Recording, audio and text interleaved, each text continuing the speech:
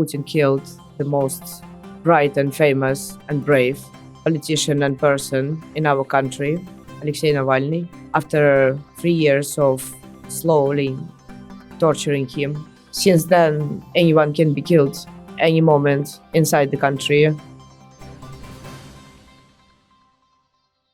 Hello and welcome to Ways to Change the World. I'm Krishnan Guru-Murthy, and this is the podcast where we talk to extraordinary people about the big ideas in their lives and the events that have helped shape them. My guest this week is Masha Alyokhina, artist, activist, and founding member of the Russian feminist punk collective Pussy Riot. She became internationally known after the group's protest performance in Moscow's Cathedral of Christ the Saviour in 2012, which led to her arrest and 2 years in prison.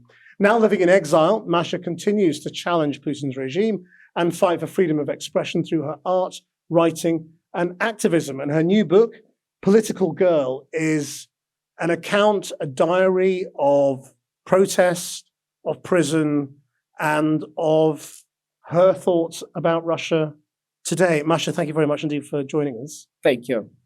You're living in exile now. When you look at Russia today, do you see it differently to how you saw it when you were there? I don't like the word exile, actually, because that was hard, but my decision to dress myself as a courier, to make 3 attempts to cross the border without documents, that's all I did. So basically there was no kind of, someone with a stick running to me and go away, go away. You weren't forced out, you chose. Yeah, I choose that not because mostly I afraid of prison, because I spend a lot of time there. I wanted to help Ukraine, and I wanted to do what I'm doing now, to raise money for Ukrainian unions and hospitals, to stand with this country and to openly speak. So if you went to Russia, what would happen to you now? 13 years and 15 days in penal colony, minimum, because sometimes they open criminal cases on people who are already imprisoned. So to come back to my question, when you look at Russia today, is it worse than it was when you were there?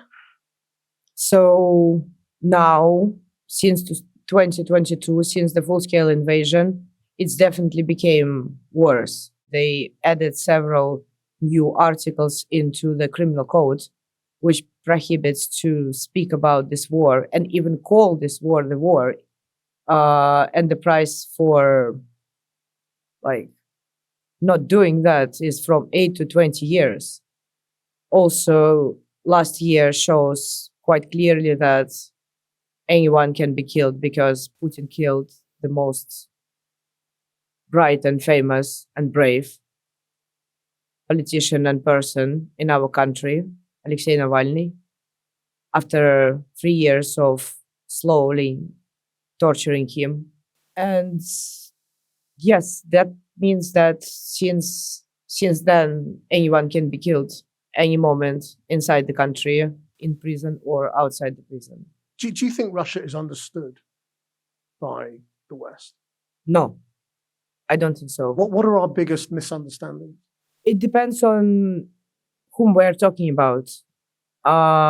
People in general have quite short memory, and this is understandable because everyone lives their own life, and to care, and especially super care about country or a conflict between other countries or even the war is very limited. So you can worry, but for a limited amount of time. Putin's invasion to Ukraine and taking the territory to full-scale war, which is going on now. There were no proper sanctions, no embargo to Russian oil and gas. There was a green light to continuation of the war, so there was no clear no to that invasion. I wanted to show through the small steps how it's possible to take freedoms one by one. Why is he apparently so popular? Where?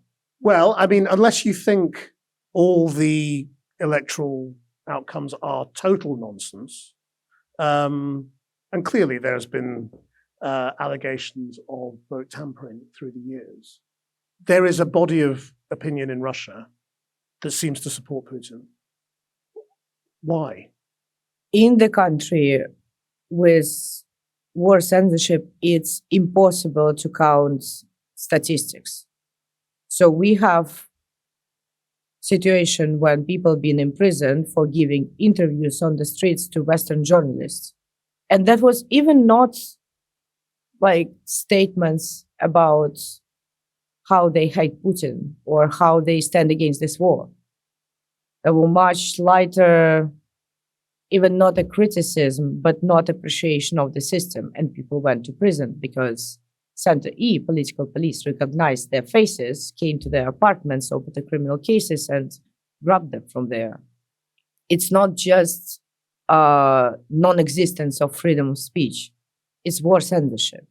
So at this point, we cannot count real statistics. We cannot find out how many people support Putin and how many people are in captivity, silently suffer inside. Well, how would you describe it then? I mean, what is your sense of how much actual support Putin has and how much fear keeps him in power?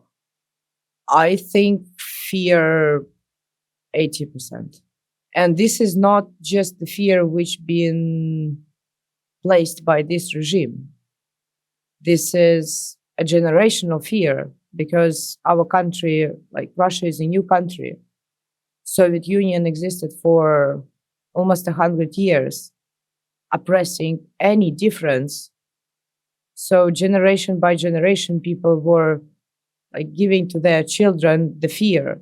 People being executed during the Great Terror, and that were like best people. A lot of people been sent out of the country after the Red Revolution. It's also great intelligent people. So those who survived gave a knowledge of keeping silence to their children, to self-censor. And you cannot just, Soviet Union collapsed, but people stayed. People stayed and their state of mind remained. So to overcome this way of thinking, to understand how important freedom is, several generations should work on the mistakes which been done during the century, to go through the process which, for example, Germany went after the Second World War, called denazification. That haven't been done. And Putin is proud that FSB, for example, keeping the legacy of KGB. So they are celebrating this legacy. And I think it's quite representative. If we talk about like current situation. There is this documentary which I want to watch, and Mr. Nobody Against Putin. So basically it's a teacher from one of the Russian schools who managed to hiddenly film new lessons which are obligatory now in Russian schools of ultra-patriotism. Because, you know, after the full-scale war, they rewrote the history. They wrote new history books calling Ukrainians Nazis. And this teacher managed to film these patriotic lessons and run away from the country with the footage. So now this regime is putting a lot of money and resources, human resources, to raise real so-called patriots, those who are young, who haven't seen anything except this regime, who haven't been abroad and will honestly believe in this regime because they want like real believers. Let's go back to the beginning of Pussy Riot. Okay. What did you believe was possible to achieve through resistance, through fighting? Did you think you could bring the system down? Or were you just fighting because it was the right thing to do? When Putin announced that he is going to run for so-called presidency for like third time, there were large protests across Russia. So there was big protest movement, a lot of people who were not agree to have him again. And we've been a part of this protest. I think I personally didn't have any goal except shouting the truth, which is necessary, I think, in this moment. Just explain why. Why it's necessary to shout the truth? Because this is how change can happen. How change can happen if you remain silent. But these were not normal reactions for a young woman in Russia. So where did that come from? Where did your sense of freedom come from? What is not normal? That reaction. That I want to shout the truth, that I want to take on the system, that I want to risk being arrested or sent to jail. Most people don't react like that in that situation. You did. So why did It's you? very sad that most people do not react. Well, I do not separate men from women at this point. We've been first artist activists who've been imprisoned and got criminal case for the protest. Yeah, we are women. That's true. But in general, they didn't imprison artist men before. So they were, I think, like double offended. Were you shocked that you were sent to prison? I was definitely surprised when the criminal case was opened. Yes. I was the first person to whom police came. I was going back home from the kindergarten with my son. That was late evening. We went to elevator, went up to my floor, and there was a guy in the plain clothes saying that he is a policeman and he is going to arrest me. So that was surprising. That was, quite unbelievably surprising. But I think on the second or third day on first prison, the political police came to the prison, like bring me to the office, and he clearly said that it will be a prison term. It will be 2 years minimum if I will not sign a paper that I'm guilty and I'm super sorry for everything what was done. And I didn't sign it. Why didn't you sign it? Why should I? Because you were going to go to prison? I'm not guilty and I'm not sorry. Why should I sign? I mean, come on. I suppose I'm just putting to you what a lot of people might have thought. You know, I don't want to go to prison. So yeah, fine, I'll sign whatever you want me to sign. You chose the other route. I understand, yeah, but you can end up in much more dangerous prison if you will sign a lie. And especially if you will deal with like dictator state. You can end up in much worse thing. And I don't know, I mean, I just did what I felt I need to do. How was it in prison being deprived from your child? We have different prison system from yours, legacy of Soviet Union, network of penal colonies, labor camps, which before been named as a gulag. Now it's just, federal prison system, but the concept is the same. It's look like strange village, 2 parts, living zone, working zone. Living zone barracks, 100 women in 1 room, 3 toilets, 1 fridge, no hot water, no normal food. Working zone is a fabric where prisoners sew the police uniform and uniform for Russian army for the amount of money which is equivalent to £2 per month.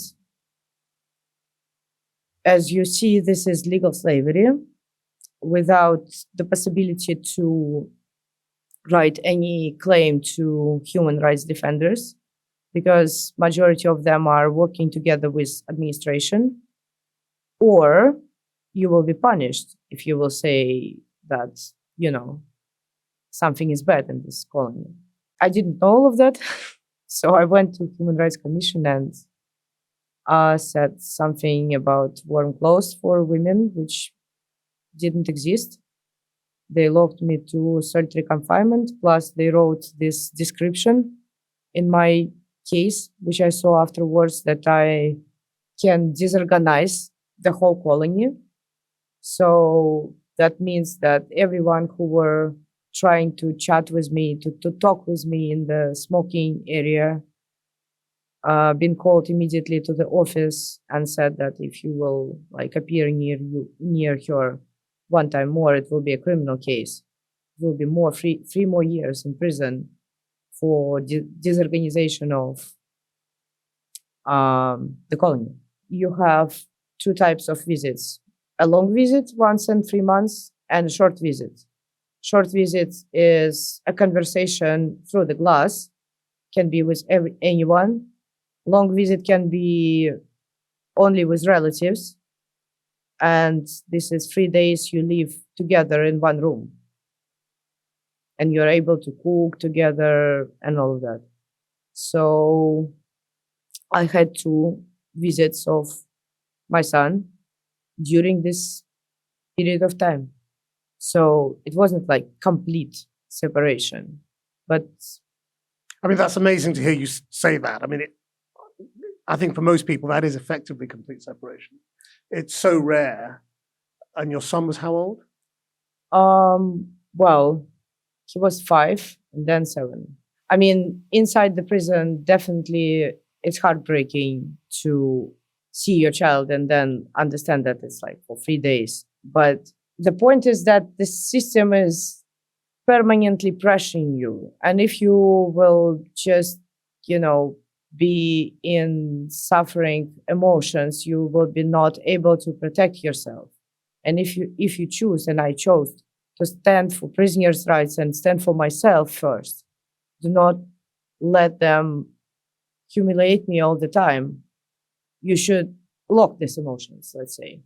So you should kind of understand that this amount of time you spend here, nowhere else. You're not going home this amount of time. So do whatever you can in these conditions.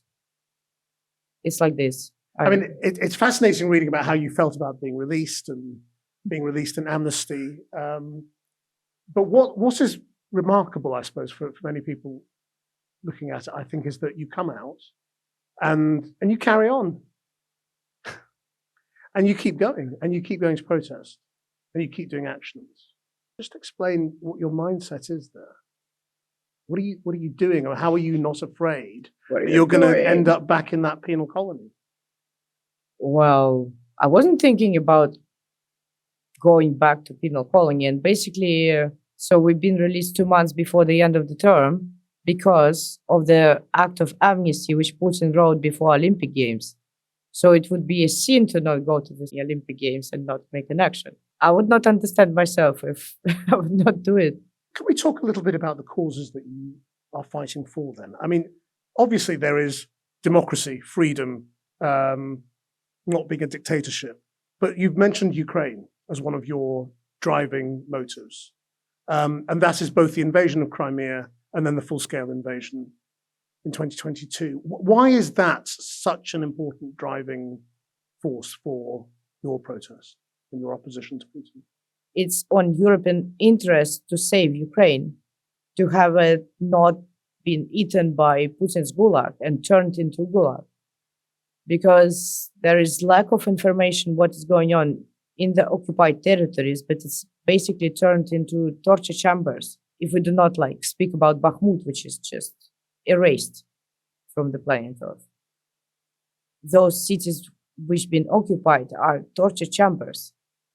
That should not happen with this country because, I mean, if we speak emotionally, they are fighting for the 4th year against the biggest army in European continent. Bravely, just standing for their land. And for my opinion, it should be supported because they want to be a part of Europe and share European values. Do you think military victory is the answer for Ukraine? I think, like my opinion, European army and British army should be sent to save Ukraine, yes, to protect Ukraine. To fight? To fight. And this is definitely would be not super popular decision. I mean, I understand that for any Western politician, it would be quite hard to explain to people why they need to send their people. Well, what would you say if you were sitting down with the British Prime Minister? Because today they found so-called Nazis in Ukraine. If you will give up Ukraine, if you will give Ukraine, they will find so-called Nazis in your country. Putin needs war. Putin needs war as a situation. It's since 2014 since he annexed Crimea, he put as an ideological main point so-called cult of victory. It was spread like through all propaganda resources that there are new Nazis, that we are fighting with the new Nazis, like our grandparents. We are the great, and all of this like greatness thing. Putin needs the war. So you think the Western peace movement is wrong? You know, the people who are essentially pacifist and who want to end the war. You think this is a war that needs to be won? I think it's quite like Hippocratic saying, what means end the war? Give territories. You will give these territories, sign negotiations, froze this war. And you honestly believe that you can negotiate with Putin. I mean, it's naive. Just look to the previous years. In 2015, they signed negotiations. And what happened after? What happened like in 7 years? New invasion. You will sign negotiations now, you will save time. You will be probably re-elected, and then what? There will be more blood. So do you think the left in Europe that regards itself as a peace movement is just naive? Well, this is very polite way to say it. I'm a polite person. Yeah. You can say it however you like. Well, what you would say if there would be a situation when you need to give part of your country to Putin? If it will be like the situation when there is a danger, sirens, many people killed, and you have to give the part of your country, you will give? This is not about peace. This is about fear. This is about comfort and about indifference, about lack of knowledge about what is going on inside the country. To give the territory doesn't mean just replace one flag to another. It means that people who do not agree will be killed. You know how many people have been living in Donetsk before the occupation? Well, more than 1 million people. Now it's around 250 on the ruins without like hot water, all the fabrics, everything stopped. So this is like 8 years of occupation. What about like more than half who had to leave, who don't have home anymore, who became refugees because of that? Like, is it all a peace? This is just, it's not a peace. You have a lot. I mean, people from the Western countries, you all have a possibility to go to Ukraine yourself and to see with your eyes what is going on there. It's not a big road. Yes, airplanes do not fly there, it's true, but trains are going and they are amazing. Just come and watch. And after that, probably this propaganda will not work anymore. Where is your level of hope for Russia? Level? How hopeful are you? Well, I think we should do what we can every day. And I mean, I'm not the government. I don't have an army. I don't have amount of weapons which I can like give to resistance or to Ukraine. I mean, when you look at Trump and the way he treats Putin, even when you look back at the previous administration, that kept Ukraine restricted in terms of what it could do. Doesn't it look like Putin will stay in power for as long as he's alive? I think Western fear and indifference is not the reason to give up and to lose the hope. It's not my fear and indifference. And I can, again, what I can just give my experience. This is the only thing I have. What I saw, what I lived, and what I'm living through.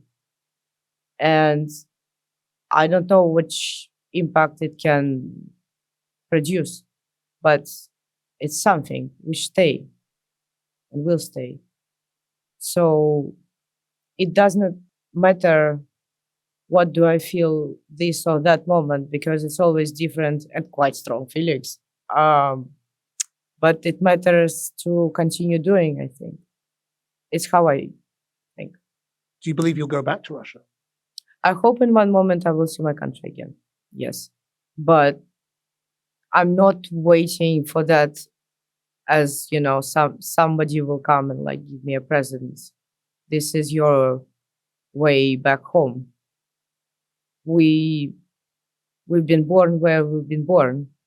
We, on the time which kind of been chosen for us, so we should do what we can. And just finally, I mean, how do you feel about Russia now as a Russian? I mean, like, you know, the language of patriotism, I love my country, you know, is used as a weapon against people like you. Yes, they call us enemies of the people, enemies of the state. They name us extremists and terrorists. There is an official list of extremists and terrorists, and all the people who've been charged for so-called fakes about Russian army are extremists, and many of the people whom I know and with whom we work are terrorists. They call us like that. It's true. What are you? I'm Masha. I mean, Are you a patriot? Would you describe yourself as a patriot? it's not only me. It's even Russian cops said that I'm a patriot. So they opened second criminal case against me in January 2021 for Instagram posts for the call to the protest rally when Navalny came back. That was just, I think, a week before the full-scale war started. There were a lot of talks that it will happen. So I received 2 terms of 15 days for so-called promoting Nazism inside the country. And I was offended, actually, first time especially. I was like, why? I'm not a Nazi. Why? Anyway, we were in this building of the court. We were exiting this building with 2 policemen. And one of them said that Masha is a patriot, but you will leave us. For sure. And the only thing which I managed to answer, I said, I don't want to. There were a lot of them who respected us. And that's why they were like treated us differently in different, like in detention centers and prisons. Yes, they were working there, but they were understanding that we are locked inside, not because we committed a crime, but because we are political prisoners. It's just not marked. So that shows that they understand. I know another country. I mean, I know it. And have you seen like recent videos of young street musicians which been in Russia? Yes, there is this girl called Diana Naoka, street musician who was singing the songs of artists who are not in the country because of the war, and some protest songs from Perestroika time, 19 years old. And kids the same age singing the songs together. So it's kind of, this is the country I know. That gives you hope. This is just, you asked about patriotism. And this is the country. I mean, these are the people. Masha, thank you very much indeed. You too. Thank you for coming in. Thank you. You can watch all of these interviews on the Channel 4 News YouTube channel. Until next time, bye-bye.